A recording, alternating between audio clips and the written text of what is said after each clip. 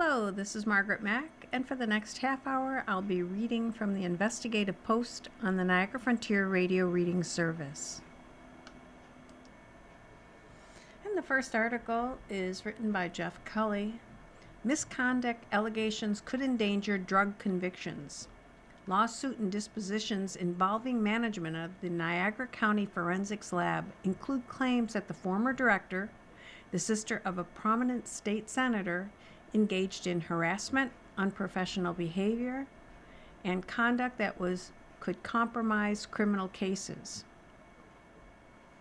In a lawsuit, two former employees of the Niagara County Forensics Lab have accused a former director of mismanagement and misconduct that legal experts say could compromise criminal convictions that relied on the lab's analysis.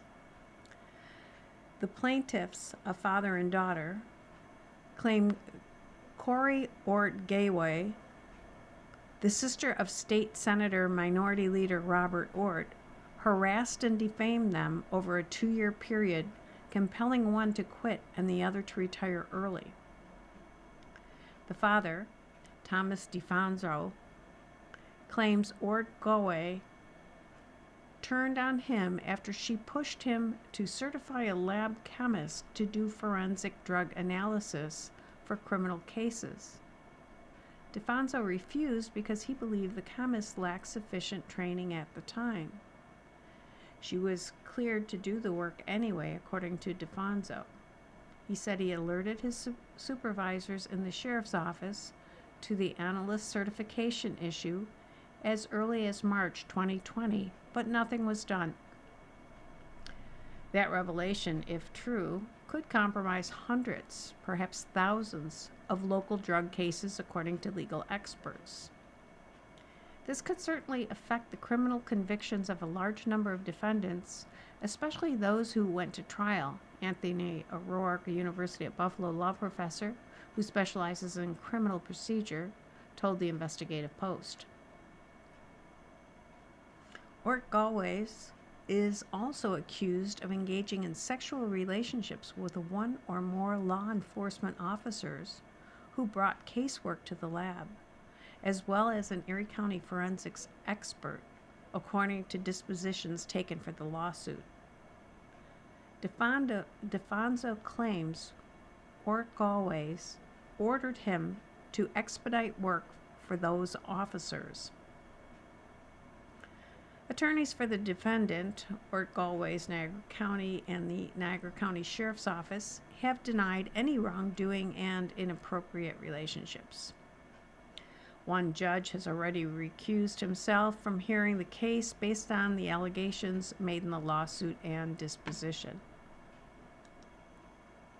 The plaintiff's attorney, Kristen Civiletto, says in court papers that her client's allegations are supported by dispositions taken as part of the lawsuit and by audio recordings of meetings between lab employees and their supervisor in the sheriff's office. The plaintiffs also point to text messages between Ort-Gayway and lab employees in which the lab director said she would make sure DeFonso gets forced into retirement, and describes her brother's political clout and friendship with Niagara County Sheriff Michael Felicetti. Much of the material has been under seal labeled Attorney's Eyes Only, a designation that plaintiffs are challenging in court this month, citing the highest considerations of public interest in the integrity of the lab's work. Plaintiffs contend that they were asked to rush cases for officers with whom defendant Ort-Gayway was having a sexual relationship. Civiletto wrote in a partial redacted email supporting declassification of evidence in the case. In the email and in other court documents, Civiletto suggests Felicetti admitted in a December disposition that the allegations were serious. That fact alone is the public's business. None of this information can be kept confidential. State Supreme Court Justice Mario Giacob in October recused himself from hearing the case. He cited the plaintiff's allegations that Ort Galway's engaged in an interpersonal relationship of a non-forensic nature with officers submitting evidence. He said some of those officers have appeared and likely would continue to appear to give testimony in his courtroom. The judge also noted that Ort Galway is alleged to have had an intimate relationship with a number of Erie County crime lab with whom Giacob had a professional relationship before becoming a judge, when he was an Erie County prosecutor. Ort Galway's and defense counsel have denied any impropriety. The lawsuit is now before State Supreme Court Justice Frank Sedita, a former Erie County District Attorney. Sedita is slated to hear arguments on January 27th about unsealing the disposition and other evidence that so far have been kept from public view. Civiletto and Sedita has indicated he will not consider recusing himself on the same grounds as Giacob. The plaintiffs previously asked that the case be moved to a court outside Niagara and Erie counties. That request was denied. Sedita also will consider whether Civiletto can depose Ort Galway's brother, the state senator, whose political protection she invoked during her tenure as lab director. Civiletto subpoenaed Ort in September. The defendant's attorney last month moved to quash the subpoena. Unrelenting and malicious. Ort, the state senator, refused an interview request. We maintain that the senator's office has no involvement in this matter and have no further comment, a spokesman from Ort's office told the Investigative Post in an email. Harvey Sanders, Ort Galway's attorney, told Investigative Post his client was not interested in an interview and would not have no comment beyond the arguments presented in court papers. Attorneys representing Niagara County and Sheriff Felicetti, also defendants in the lawsuit, said their clients do not agree to an interview and generally do not comment on the specifics of active litigation. I think we will prevail in this case based on the facts that will become apparent, Felicetti told Investigative Post, and I'll leave it at that. That leaves the court papers. Though much of it is under seal or heavily redacted, the available documents tell a troubling story. DeFonso had worked 20 years as a forensic drug chemist for the Niagara County Forensics Lab when Ort Galway was hired as director in May 2017. Lauren Rogers, DeFonso's daughter, was hired as a firearms expert and drug chemist the same month as Ort Galway who previously worked for the Erie County Crime Analysis Center doing DNA analysis. DeFonso, in court papers, said he and his daughter got along well with the new director until July 2019, when Ort Galway asked DeFonso to sign off on the training certificate for Lindsay Klubeck, a lab chemist. The certification would permit Klubeck to analyze and identify controlled substances, cocaine, fentanyl, marijuana, and the like. He refused, maintaining that Klubeck was not adequately trained in the discipline. Her training binder comprised 3 pages of documented training cases, whereas Rogers, already certified as a drug chemist, had more than 500 pages in her training binder. The relationship immediately went south. For the next 2 years, according to the lawsuit, Ort Galway waged an unrelenting and malicious campaign of harassment directed at DeFonso and Rogers. According to DeFonso and Rogers, Ort Galway's set unreasonable deadlines for work assigned to them, but not for other employees, gave them conflicting directives verbally and by email, then held them accountable to whichever of the contradictory directives they failed to meet, sought opportunities to criticize or embarrass them in front of other staff members, enlisted lab staff to spy on DeFonso and try to catch him doing something wrong, told female employees that DeFonso hated women and opposed their hiring, and had claimed a female lieutenant was promoted to captain only because she provided sexual favors to the management. And finally, regularly referred to Plaintiff DeFonso as the asshole and Plaintiff Rogers as the entitled little bitch.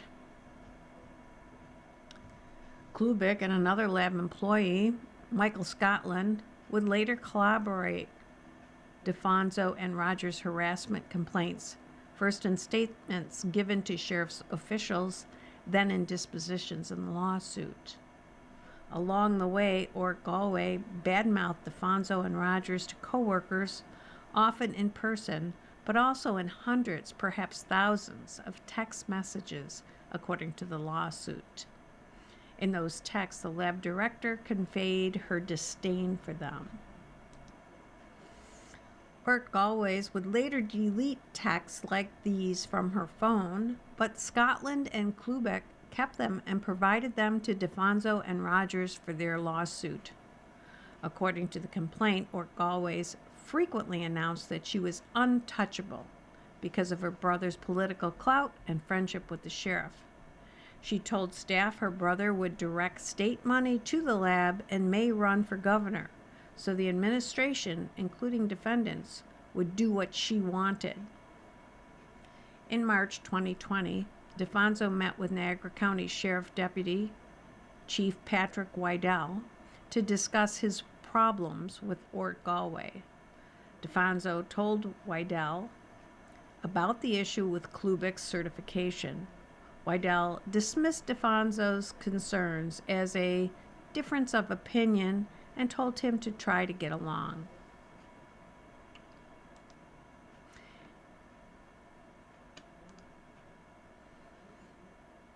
That fall, Ort Galway gave DeFonso the first negative job performance review of his career. This prompted another meeting with Wydell and other officials, this time with Ort Galway in attendance.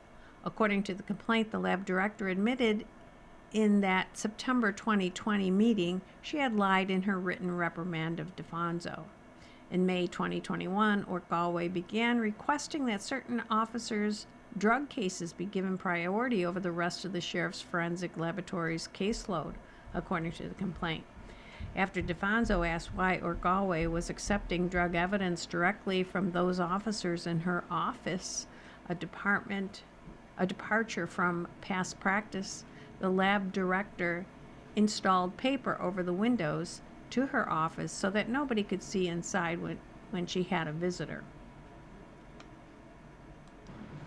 I'm going to interrupt this article to say you are listening to a reading of articles and features from the Investigative Post on the Niagara Frontier Radio Reading Service. Banished to the gunroom. In June 2021, Ort Galway gave Rogers her first negative job performance review, citing a failure to meet a work deadline. Her punishment, Ort Galway's moved Rogers' desk into the firearms room where guns are fired to perform ballistic tests, creating a toxic environment and lead in the walls, ceiling, and floors. Sheriff Felicetti, Under Sheriff Michael Dunn, and Wydell, the deputy chief, all reviewed and approved the recommended punitive action, according to the complaint. Rogers gave her 2 weeks' notice on August 9, 2021. before she left, according to the complaint. An angered Ort Galway threw files at Rogers and told her that if she ever became pregnant, she would force her to stay in the firearms room and continue to fire weapons, continuing her exposure to lead and noise. Shortly thereafter, DeFonso filed his retirement papers. He told co-workers he'd planned to work another 5 years. DeFonso did not want to retire early and leave a long and distinguished career, but he had been driven to the point where no reasonable person could withstand the abuse and harassment, according to the complaint. On September 3rd, 2021, Klubeck and Scotland met with their supervisors in the sheriff's office along with a union representative and labor attorney for the county. In the recorded conversations, they confirmed Ort Galway's 2-year campaign of harassment against DeFonso and Rogers, described the dysfunctional atmosphere she'd formatted in the lab. They also told their bosses about Ort Galway's expediting casework for select law enforcement officers. The sheriff's office then launched an internal investigation, interviewing other lab employees and Ort Galway's. On September 17th, facing the possibility of misconduct charges, Ort Galway resigned. In July 2022, DeFonso and Rogers filed a lawsuit in federal court alleging they'd been punished for speaking up about serious improprieties that threaten the integrity of the criminal justice system in Niagara County. That First Amendment-based complaint was dismissed in February of 2023. The current lawsuit was filed in state court that July, this time arguing workplace harassment and defamation.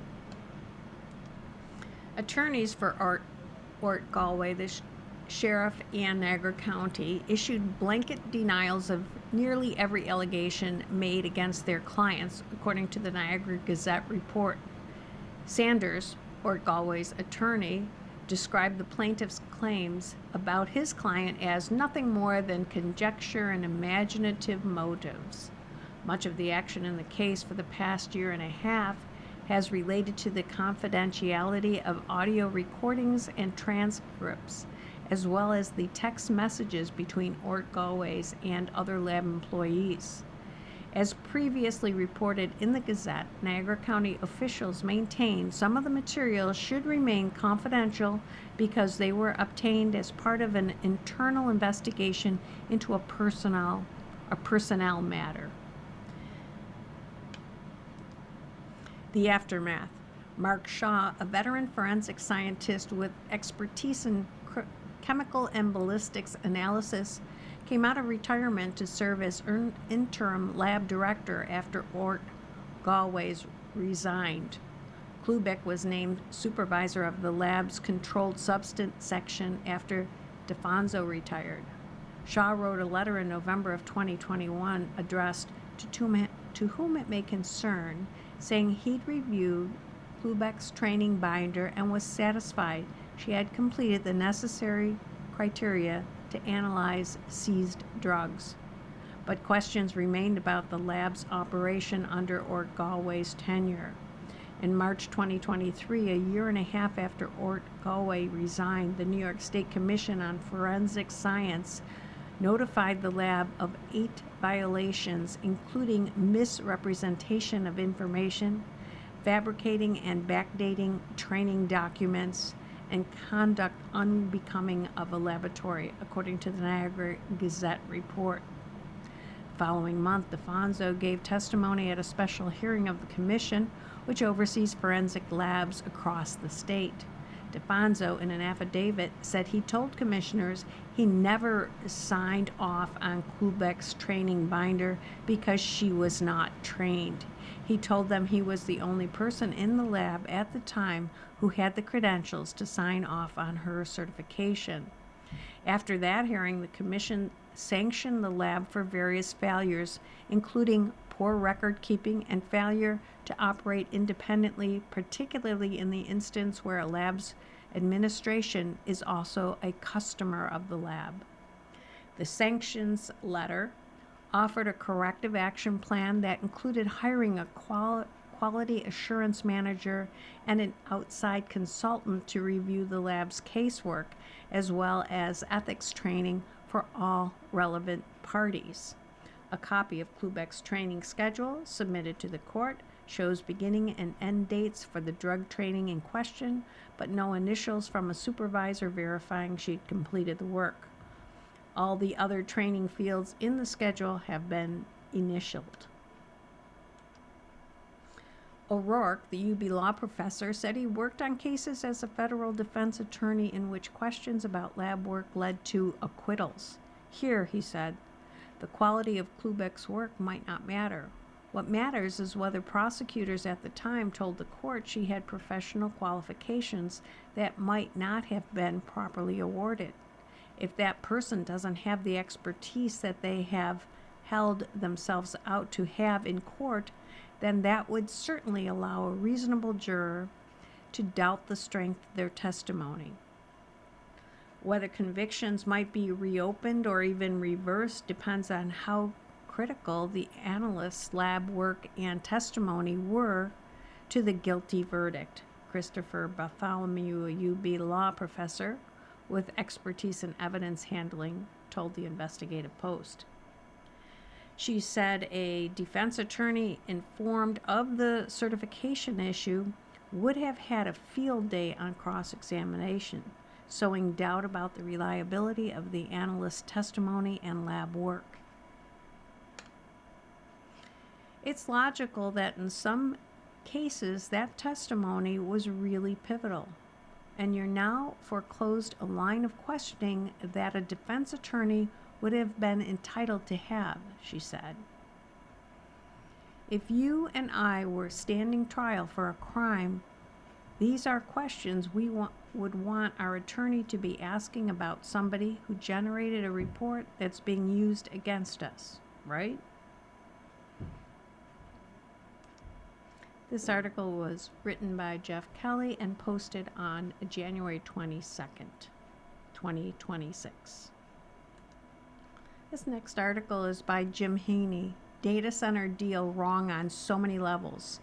There are plenty of reasons why the Genesee County IDA should not be recruiting a data center for its STAMP, S-T-A-M-P, business park, starting with more than $800 million in tax subsidies. There's growing pushback across the country against data centers. They're energy hogs that are bad for the environment and the pocketbook of electricity consumers. Except in Genesee County, there, the IDA is dangling $108 million in tax breaks, $801 million tax dollars, in a package that works out to be $6.4 million per job in an effort to bring a data center to its STAMP business park. To put this in context, the state spends $959 million to build a factory in South Buffalo for Elon Musk in exchange for 1,480 jobs. The data center deal, $801 million in tax breaks, plus likely discount hydropower from the New York Power Authority, involves only 125 jobs. The subsidy package, if adopted, would rank as one of the largest in state history, all for a project that one expert told J. Dales Schumacher could get built without any public assistance. Dale Schumacher is quoted. Pat Garfolo, Director of State and Local Policy at the American Economics Liberties Project, said such massive subsidies for data centers aren't necessary. He likened them to tax breaks for an Amazon warehouse. The company needs the structure to operate its business, meaning it would get built with or without a subsidy. It's the same thing here. They're going to build data centers. They need data centers, he said.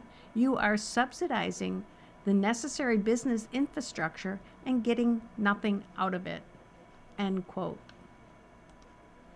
Stream Data Centers would develop the facility, but the ultimate beneficiary would be the technology firms that would lease the data center. You know, Apple, Google, Meta, and the like. Like the tech bros need a handout. There's also the matter of the project's impact on the environment and the neighboring Tonawanda-Seneca Nation. The project requires a study of its environmental impact. The Genesee County IDA is poised to conduct it, despite a huge conflict of interest. If the project goes forward, the IDA would earn a minimum of $84 million in fees. No project, no fees. There's also the potential impact on the Tonawanda-Senecas, who fear that round-the-clock noise and other disturbances from the data center would disrupt their hunting and gathering food and medicinal plants in the forest that abuts the industrial park. I mean, hasn't that tribe been jerked around enough over the past 250 years? There's a move afoot in Albany to put projects like the data center at Stamp on hold. Politico last week reported state legislators are considering a measure that would place a 3-year moratorium on data center construction. Reported in Politico, in quotes, the move would put New York on the front lines of a national reckoning over whether states can absorb the energy demands of the artificial intelligence boom without driving up electricity costs or destabilizing already strained power grids. Massive data centers are gunning for New York, and right now we are completely unprepared, said Democratic State Senator Liz Krueger, one of the bill's sponsor and chair of the state Senate's powerful Finance Committee. It's time to hit the pause button, give ourselves some breathing room, and adapt strong policies on data centers, and avoid getting caught in a bubble that will burst and leave New York utility customers footing a huge bill. End quote. Unknown is whether the measure will gain traction.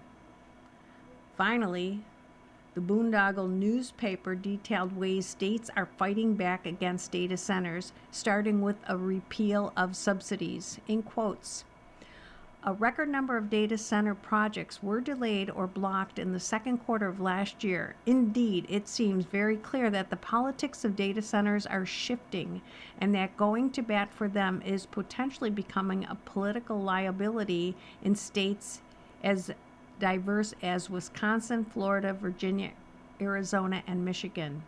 Instead of promoting more data center development, legislators are looking for ways to assure their constituents' concerns, protect public resources from data center extraction, and stop some of the nefarious tactics data center operators and developers use to sneak projects past public opposition. In short, what the IDA is doing in Genesee County is out of step with much of the rest of the country. Again, the article is by Jim Heaney. You've been listening to a reading of articles and features from the Investigative Post. We read from the Investigative Post on Thursday at 8:30 a.m. Your reader has been Margaret Mack. Thank you for listening.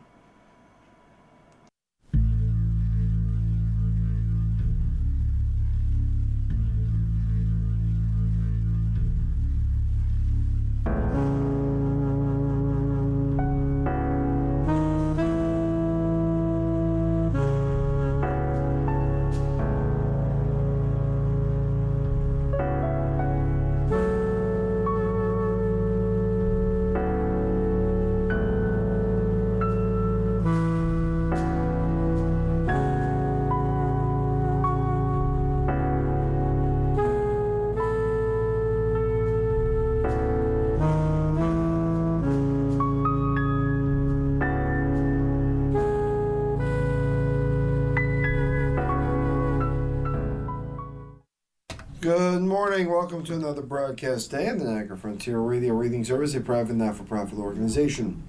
Radio Reading volunteers broadcast daily readings of newspapers, magazines, and books to a blind and handicapped person who are provided reading radios. As always, please feel free to contact us with your comments, suggestions, and questions you may have. And please stay with us. Our Reading the Buffalo News is going to be coming up in just a moment. The following program is intended